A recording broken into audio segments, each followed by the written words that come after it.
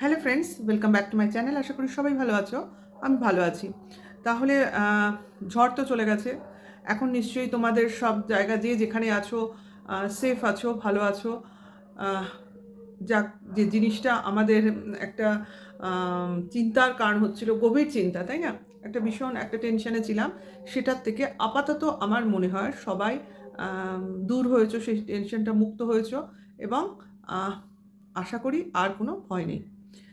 আচ্ছা, কে কেমন আছো, কোনো প্রবলেমে পড়েছো কিনা অবশ্য করে আমাকে জানিও কমেন্টসের মাধ্যমে, যদি তোমাদের ইচ্ছা করে। মানে আমি জানতে চাইবো সবাই ঠিক ছিলে কিনা, ঠিক আছে? এটা হলো কথা। তাহলে চলে আসি অবশ্য করে। আজকে আমি এখনকার কন্টেন্ট করছি আমার টিনার আজকের ব্লগ দেখেছো নিশ্চয়ই। গতকাল ও ব্লগটা দিতে পারিনি। দেখো, আমরা দেখেছি কম বেশি সব জায়গাতেই নেটওয়ার্ক, কারেন্ট, এসব ইলেকট্রিসিটি, এসবের প্রবলেম হচ্ছে। এখন ঝড়, আবহাওয়া দপ্তর এইসবের জন্য সবাই, সিএসসি বা স্টেট ইলেকট্রিসিটি বোর্ড থেকে সবাই এই ধরনের প্রিকশন আগে থেকে নিচ্ছে, যাতে কোনো দুর্ঘটনায় মানুষ আবার নতুন করে ঝামেলায় না পড়তে পারে। সেই জন্য ওরা জায়গায় জায়গায় কারেন্ট অফ করে রেখেছে, মানে যেটাকে আমাদের লোডশেডিং বলে মনে হচ্ছে। আপাত দৃষ্টিতে হয়তো বা সেটা নয়, কোনো কারণবশত কারেন্ট অফ করেও রাখা হয়েছে ঝড় বৃষ্টির সময়, ঠিক আছে? এগুলো হয়েছে বিভিন্ন জায়গায়, বিভিন্ন রকমভাবে এই মানুষ এগুলো মোকাবিলা করেছে এবং স্বাভাবিক আমাদের জীবনযাত্রাটা একটু বা এদিক ওদিক হয়েছে, রোজ নামচার মতো থাকেনি। তো টিনারও সেটাই হয়েছে। টিনার আজকের ব্লগটা দেখে বোঝা গেল যে কতটা প্রবলেমের মধ্যে ওরা ছিল। কারেন্ট নেই, নেটওয়ার্ক নেই, তাহলে সেখানে ব্লগিংটা কিভাবে আসে, সেটা কিভাবে ডাউনলোড, আপলোড, পাবলিশ, এগুলো কি করে হয়, অনেকটা সময়ের ব্যাপার। তারপরে যেগুলো নিড থাকে এগুলো করার জন্য সেটার প্রবলেম, সেটার অসুবিধা হচ্ছিল। তাহলে আশা করি বোঝা গেছে। এইবার হলো দেখো, যে দুর্যোগ বা যে ঝড়ের আমরা পূর্বাভাস পেয়েছিলাম, সেটাকে আমরা অনেক দিন ধরেই জানতাম, অনেক আগে থেকে। কাজে সেভাবেই লোক তৈরি হচ্ছিল। কাজে আমাদের প্রত্যেকেরই, যে যেখানে ছিলাম, ঝড়টা কিভাবে আসে, কেমনভাবে আসে, কতটা ভয়ঙ্কর হয়, কতটা ক্ষয়ক্ষতি না জানি হয়, এই ধরনের শঙ্কা প্রত্যেকের মনে কম বেশি ছিল। কাজেই গ্রামাঞ্চলে যে জিনিসটা ভয়াবহ আকৃতির দেখা যায়, শহরে অতটাও হয় না, যদি না মানে হাওয়ার স্পিডটা খুব বেশি থাকে। তা কলকাতা বা মানে এইসব দিকে, আমাদের দিকে 50-60-এর বেশি কিলোমিটার গতিবেগ ছিল না হওয়ার। তার জন্য সেই প্রকোপটা আমরা বুঝতে পারিনি। হ্যাঁ, এইবার গ্রামে যেটা আরেকটু বেশি হবে, স্বাভাবিক, ফ্লোটা ভালো হয়। তা ওদের দিকে মানুষ মানে দেখতেই পাচ্ছিলেন। টিনার ভিডিওতে অনেকটাই কভার করেছে সেই তোমার দুর্যোগের রাতটা। শো শো করে হাওয়া, তারপর গাছের খোল বাকড়গুলো, নারকেল গাছের পাতা যেভাবে পড়ে যাচ্ছিল, না জানি দিনের বেলা আরও কী কী দেখা যাবে। এইগুলো হয়, যেমন আমাদের শহরে ম্যাক্সিমামই হয় কোথাও না কোথাও ওই দোকানের যে নেম প্লেট, মানে যেটাকে বলে কি বলে, অ্যাডের জন্য যে তোমার বোর্ডগুলো থাকে টিনের, ওইগুলো খুলে খুলে পড়ে যায়, ওইগুলো উড়ে উড়ে কোথায় না কোথায় চলে যায়, এইগুলো হয়। আর ম্যাক্সিমাম হয় যেহেতু আন্ডারগ্রাউন্ড কারেন্ট আমাদের, মানে সিএসসি লাইন, আন্ডারগ্রাউন্ডে জল ঢুকে গিয়ে লোডশেডিং হয়, এইসব হয় প্রবলেম। তারপর জল জমে যায়, সব থেকে বড় কথা যানবাহন চলাচল করে না, মানে এক এক জায়গায় এক এক রকম প্রবলেম। তাই লোডশেডিংয়ের প্রবলেমটা সব জায়গায়, পাওয়ার ফল সব জায়গায় সমান। এটা তো প্রত্যেকের বোধহয় মোবাইলে এই ধরনের তোমার মেসেজ এসছে সিএসসি বা স্টেট ইলেকট্রিসিটি বোর্ডের তরফ থেকে, যে সবাই সবাই সাবধানে থাকবেন এবং অবশ্য করে কারেন্টের থেকে ঝড় টড় যখন হবে, বৃষ্টি হবে, একটু দূরে থাকবেন। এইগুলো তো সবসময় হেল্পলাইন নাম্বার এইভাবে আমাদের সাহায্য করার কথা সবসময় বলা হয়।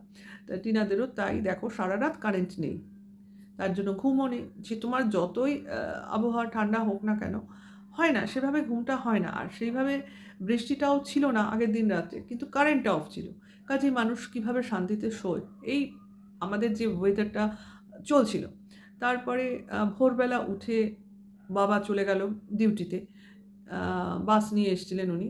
তারপর উনি চলে গেলেন, তখন ওরা ঠাকুমা নাতনি মিলে ফুল কালেক্ট করছিল। তা পাড়াগাঁয়ে তো এটাই হয়। অন্য অন্য গাছের ফুল তুলে এনে সেই ফুল দিয়ে পুজো করা। এমন নয় যে যার বাড়ির ফুল তুলে আমি নিয়ে আসলাম তার বাড়ির লোকেরা ফুল পেল না, এটা হয় না। সেইভাবেই ফুল তোলা হয় যে যতটা লাগবে ততটা নিলাম, বেশি নেই। এমনকি ওদের বাড়ির ছাদের গাছেও ফুল আছে, তাহলে সেই ফুলগুলো দিয়েও তো ওরা পুজো করে, আমরা দেখেছি অনেক সময়।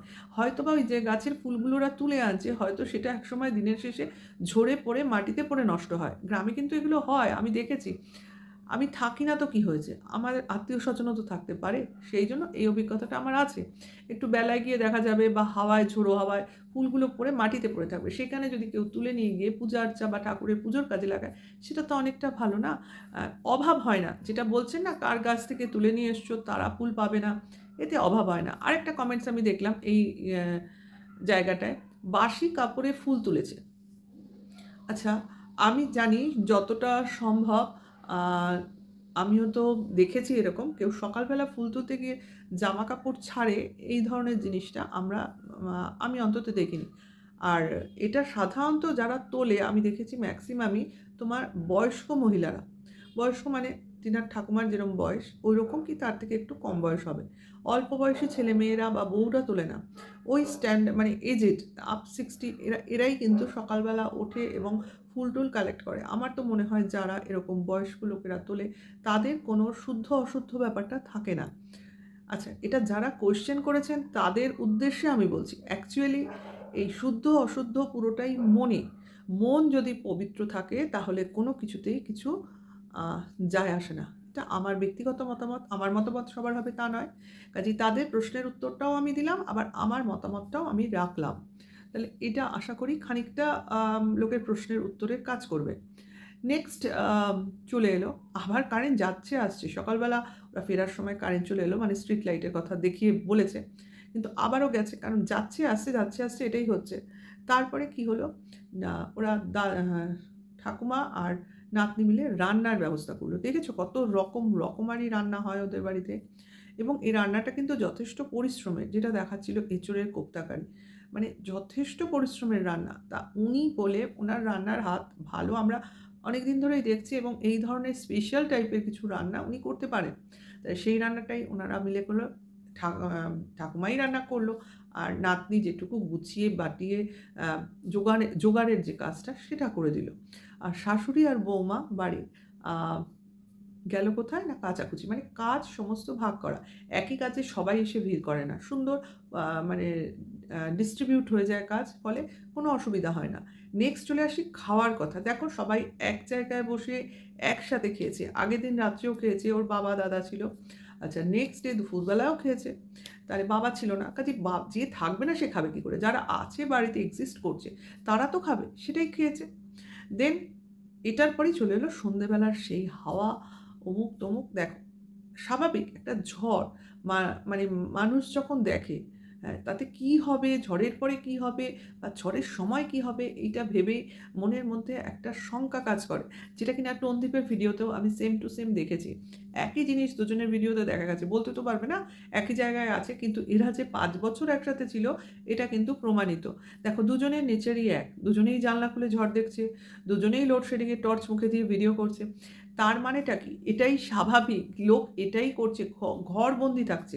ঝড়ের সময় কি হচ্ছে, অ্যাকচুয়ালি ঘরবন্দি থাকছে, কোথাও তো বেরোতে পারছে না, ঘরের দরজা তো খুলতে পারবে না, যদি গ্রিল থাকে গ্রিলের ফাঁক দিয়ে, অথবা জানলা থাকলে জানলার পাল্লা খুলে। এইভাবেই ঝড়টাকে দেখতে হয় যদি দেখার ইচ্ছা থাকে। আর লোডশেডিং থাকলে যদি তুমি ভিডিও করো, অবশ্য করেই তোমার মুখে ফ্ল্যাশ লাইট জ্বালিয়ে তোমার সেটা ভিডিওটা এন্ড বা কন্টিনিউ করতে হবে। দুজনেই সেম টু সেম করেছে এবং দু জায়গায়ই লোডশেডিং ছিল, সেটা প্রমাণিত একদম। আর ঝড়ের জন্য দুজনেই অপেক্ষা করে আছে, মিল কিন্তু। এবং নেক্সট আরেকটা মিল আমি খুঁজে পেয়েছি, বলতেই হয়, দেখো যেটা দেখবো সেটা ভিডিও টু বলবোই।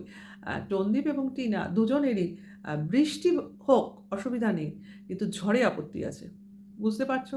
তাহলে থিঙ্কিং পাওয়ারটাও কিছু জায়গায় সেম। অবশ্য এই যে ঝড় ভালো লাগে না বৃষ্টি ভালো লাগে, এটা মনে হয় 100 জনের মধ্যে 80 জন লোকেরই একই জিনিস, ঝড় ভালো লাগে না, বৃষ্টিটা ভালো লাগে। কেন? তাতে তোমার প্রকৃতি শান্ত হয়, প্রকৃতি শান্ত হয় বলছি, প্রকৃতি ঠান্ডা হয়, প্রখর গরমের পর বৃষ্টিটা শরীরে শান্তি নিয়ে আসে, এইসব কারণে ভালো লাগে।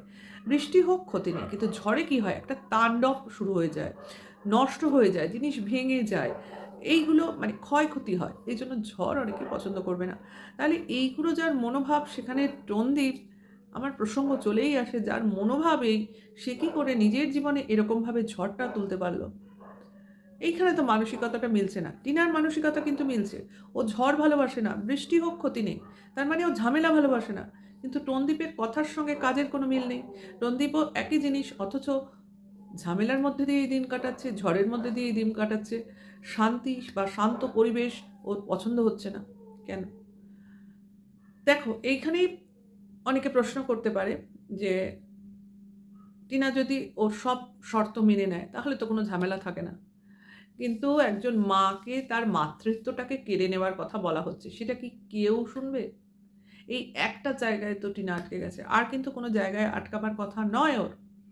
তাহলে এখনও তোমরা কি করে বলবে একটা মা তার বাচ্চাকে ফেলে চলে এসছে, বা নিয়ে আসেনি, বা চায়নি, বা মুখে আনেনি? কি করে বলতে পারে? আজও কিমাকে বলতে শুনলাম, আজও স্টিল নাও কিমা বলছে যে মাল রিকভারি নিয়ে করতে এসে বাচ্চার পিঠের তলার থেকে খাট নিয়ে গেছে, তার জন্য বহু লোক কেঁদেছে। আজও বলল, কিন্তু সেদিন যে বাচ্চাটাকেও ও চেয়েছিল, ওকে দেওয়া হয়নি। ও খাট শুধু না, ওর মাল নয়, ওর মানে সমস্ত জিনিসপত্র তো পায়নি, সে ছেড়ে দাও, ও বাচ্চাটাকেও নিতে এসেছিল, সেটা যে নিতে পারেনি, এ কথাটা কেউ প্রচার করছে না বা কেউ তুলছে না, খুব ক্লেভারলি এড়িয়ে যাচ্ছে। বুঝতে পারছো? এইটা কিন্তু হচ্ছে, এবং এটা প্রথম থেকে হওয়ানো হচ্ছে। হ্যাঁ, আর অবশ্য করেই এই যে ঝড় সত্যি করেই অনেক মানুষের অনেক ক্ষয়ক্ষতি হয়তো বা করবে। আগামীকালের ভিডিওতে অনেক কিছু দেখতে বা শুনতে বা জানতে পারবো। কিন্তু কোনোটাই আমরা মানে চাই না যে এটা হোক। সবাই ভালো থাকুক, সবাই সুস্থ থাকুক, সবার ভালো হোক, এইটাই চাই। ক্ষয়ক্ষতিটা যেন না হয়, এটাই মনে করব। আর যদিও বা হয়, সেরকম যেন না হয়, যেটা রিকভারি করা সহজ হয়। তাই না? গরিব মানুষের ক্ষয়ক্ষতি আ বা যেকোনো মানুষের ক্ষয়ক্ষতিটা কাম্য হতে পারে না। গরিব মানুষের তো নয়ই। কারণ তাদের প্রতিটা জিনিস, প্রতিটা বস্তু তারা অনেক কষ্ট করে উপার্জন করতে হয়। হুম? যারা হেলায় ফেলায় রাখে বা একের অধিক জিনিস আছে, তাদের কথা আলাদা। তাদের হয়তো সেটাও ক্ষতি, কিন্তু তবু অতটা গায়ে লাগে না। কিন্তু যার একটিই মাত্র জিনিস আছে, সেটা যদি হাতছাড়া হয়ে যায়, তাহলে তার কতটা ক্ষতি হতে পারে।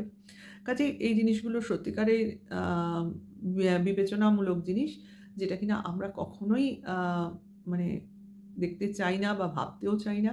চাই সবাই ভালো থাকুক, সবাই সুস্থ থাকুক, এবং আ ঝড়ের সময় মোকাবিলা করে নিজেরা সুস্থ স্বাভাবিক জীবনটা আবার নরমাল ওয়েতে পরের দিন থেকে শুরু করতে যেন পারে। এটাই হলো কথা। ব্যাস, আর কিচ্ছু চাই না। কিমার প্রসঙ্গে অনেক কিছু বলার আছে। আজকের অনেকগুলো ভিডিওতে আমি দেখলাম, একটা ভিডিও অবশ্যই আমি করেছি। সেটা টনদীপ সংক্রান্ত ওসব বিষয় নিয়ে। কিন্তু আজকের লাইভে অনেক জিনিস আছে যেগুলো নিয়ে আমি বলবো, আগামীকাল আসবো। আজকের আর এই ভিডিওর মধ্যে বাড়াচ্ছি না, বড় করছি না। কারণ কাউকে নিয়ে বলতে গেলে না একটা গোটা ভিডিও লাগে। ওই খাপছাড়া করে এখানে একটু বলবো, ওখানে একটু বলবো বলে ভিডিওর লেন্থ বাড়িয়ে লাভ নেই। অবশ্য করেই আসবো। কিছু জিনিস আমি কিংবা চেঞ্জ আ দেখলাম, ভেবনার স্বভাবের, ওর বাড়ির কিছু চেঞ্জ দেখলাম, যেটা কিনা আরেকটু শিওর হইনি। তারপর তোমাদের বলবো, অবশ্যই কালকে বলবো। অবশ্য করেই। তোমরা ওয়েট করো, ওই ভিডিওটার অবশ্য করেই ওয়েট করো। একটু বেলার দিকে আসবে। এটা তো সকালে আসবে। আর পরের ভিডিওটা কিমাকে নিয়েই করবো আশা করি। পরে করি কি তারপরে করি, কালকে পাবে মোট কথা ওর ভিডিওটা। তাহলে ভিডিওটা আমি এখানেই শেষ করি। ভালো লাগলে লাইক, কমেন্ট, শেয়ার করো, এবং অবশ্য করেই টিনার মতো কাজ করে যাচ্ছে। তোমরা নিশ্চিন্তে থাকো। ওর কাজে ও ঠিকঠাক এগোচ্ছে, এবং খুব তাড়াতাড়ি আমরা একটা ভালো আম রেজাল্টের খবর পাবো। ব্যাস এটুকুই। আবার দেখা হবে অন্য একটা নতুন ভিডিওর সাথে তোমাদের সঙ্গে। এখন টাটা, বাই।